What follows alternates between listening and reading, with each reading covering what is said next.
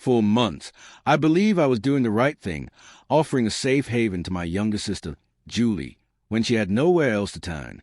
At 28, she had lost her job when her company shut down, and just weeks later, she fell gravely ill with West Nile virus.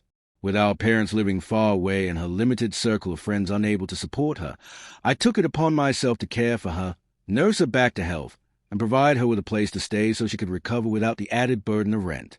I never imagined that my kindness would be repaid with the deepest betrayal imaginable. A few days ago, Julie invited my husband and me to sit down, saying she had something important to share. I naively assumed she was finally ready to move out, that she had regained her strength and was prepared to rebuild her life. Instead, she dropped a bombshell that shattered mine. She and my husband had been having an affair, and she was now pregnant with his child. Shock paralyzed me. I turned to my husband, expecting him to deny it, to tell me it was some kind of twisted joke, but his face mirrored my own disbelief. He hadn't known either.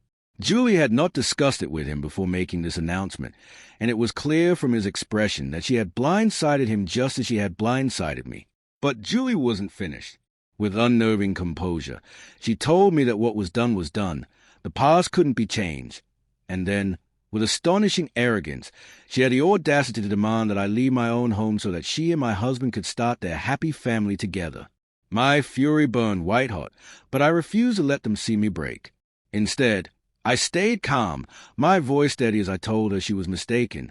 This house belonged to me. If anyone was leaving, it would be her, and she was welcome to take my unfaithful husband with her. Julie blinked in disbelief, as if she truly thought I would simply step aside and hand over my life to her. Then she turned to my husband, perhaps expecting him to stand by her, to confirm her delusion that he had the upper hand. But when he finally spoke, his words shattered her illusions. He owned nothing. Everything, our home, our furniture, our belongings, was mine. Years ago, I had taken a leap of faith and started my own business, which, through hard work and determination, had flourished. My husband and I agreed that since I was financially secure, he could pursue his passion for writing full-time. For the past 4 years, he had stayed at home, working on his novel while I supported us. The house had always been mine, the assets solely in my name. Julie, it seemed, had been under the impression that he was the one in control of our finances. He had lied to her, crafting an image of himself as a successful novelist and screenwriter, telling her that he preferred to remain incognito despite his supposed prominence. And she had believed every word. The moment the truth hit her, Julie snapped. Her calm facade crumbled, and she turned on him, calling him a fraud, a liar, screaming that he had deceived her. For a brief, bitter moment, I relished seeing her fury directed at him instead of me. But I had no interest in their drama. I just wanted them both out of my house. My husband, to his credit, understood there was no talking his way out of this. He knew me well enough to realize that betrayal was unforgivable in my eyes. Silently, he retreated to our bedroom and began packing his things. Julie, however, collapsed at my feet, sobbing, pleading for forgiveness. She swore she would do anything to make it right, that she needed my help, my support, that she was pregnant with my nephew. At the mention of family, my anger flared. Family! She had the nerve to invoke that word after what she had done. I grabbed her arm, yanked her to her feet, and shoved her toward the door.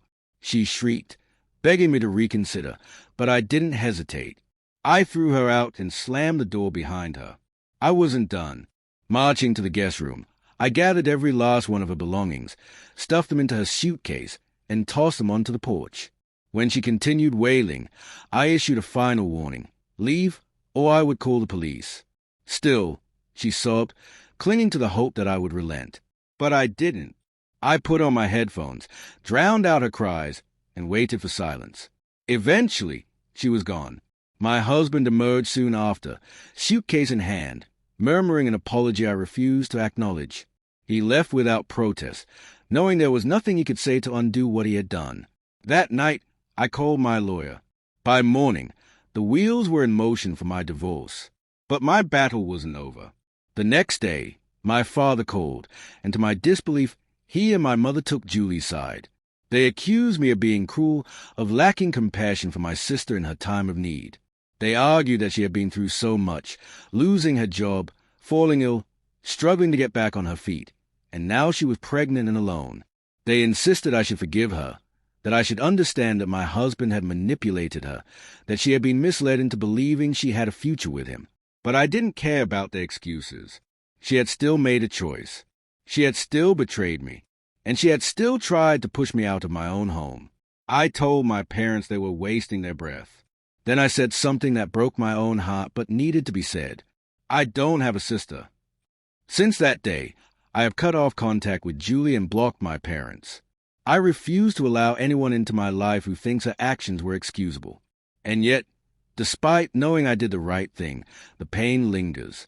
The betrayal still aches. My marriage, the life I built, the trust one had, it's all shattered.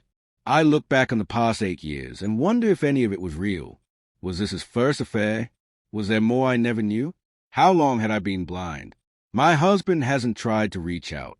Julie has, but only to beg for another chance. My parents, too, but only to guilt me into taking her back. None of them will ever succeed. I may have lost a sister. I may have lost a husband, but I have not lost myself. For as long as I can remember, I believe my parents had always treated my sister Julie and me equally. But now, I'm not so sure. I never had high expectations for Julie. We weren't the closest of friends, but we weren't enemies either. That's why, when she needed help, I didn't hesitate. I had a home with an extra room, and she was struggling. It felt like the right thing to do.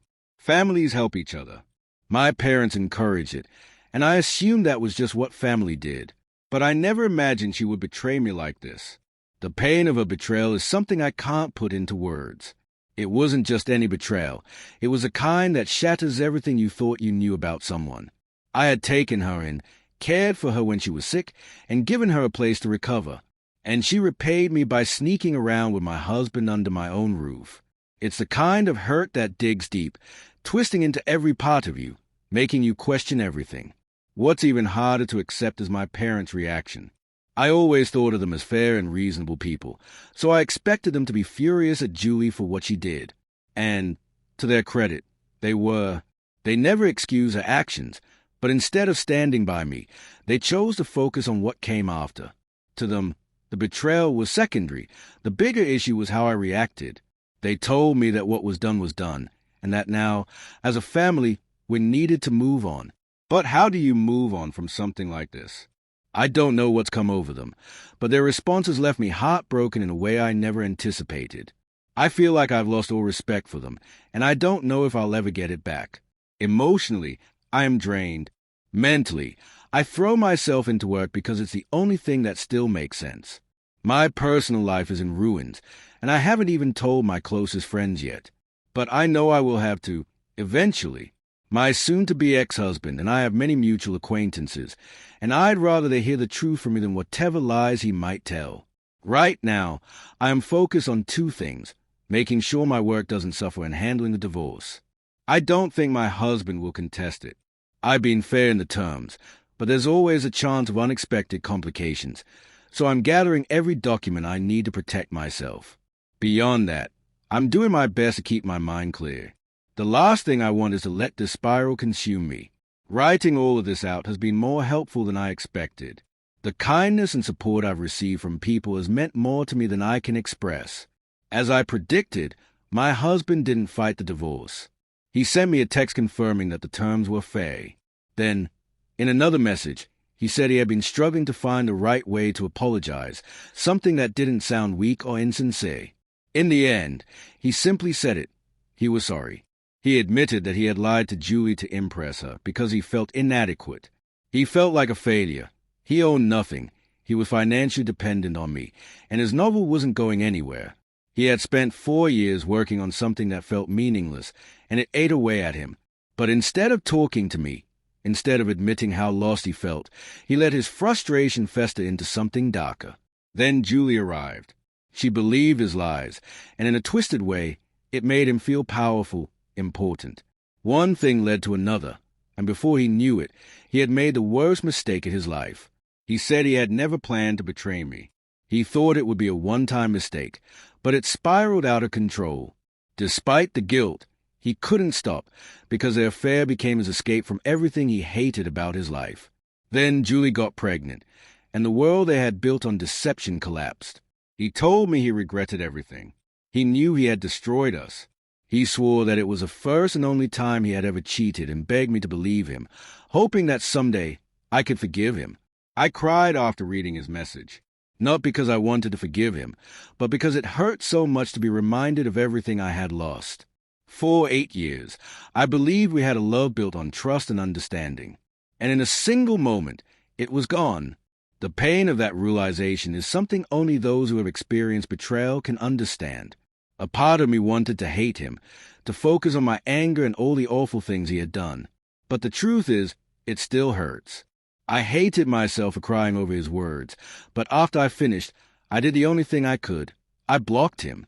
I didn't respond. He didn't deserve a response. The more I thought about it, the angrier I became. All he had to do was talk to me. I never made him feel bad for staying home and pursuing his writing. I wasn't a creative person myself, but I admired that side of him.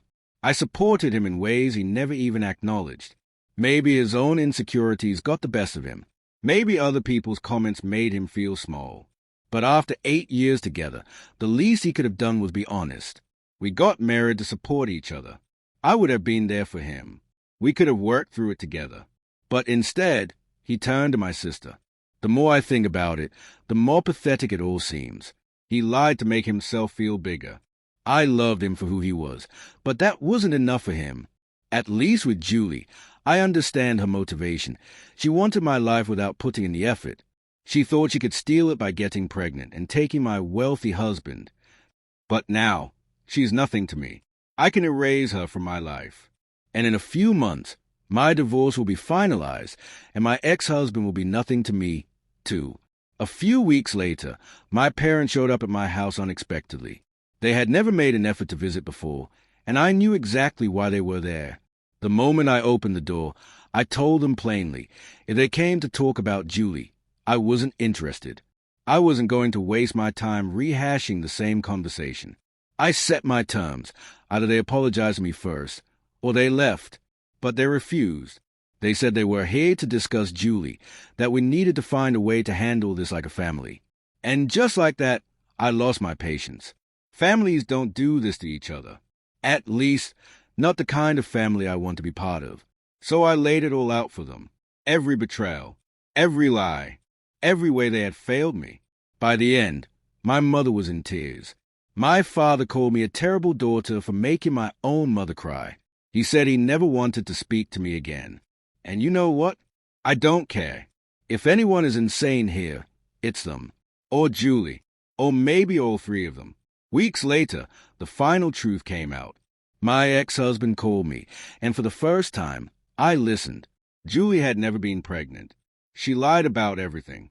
I should have been shocked, but I wasn't. He told me he had been asking her for proof, even offering to go with her to doctor's appointments, but she always made excuses. Eventually, she claimed she had lost a baby. When he asked for medical records, she had nothing. When he talked to my parents, they had nothing either.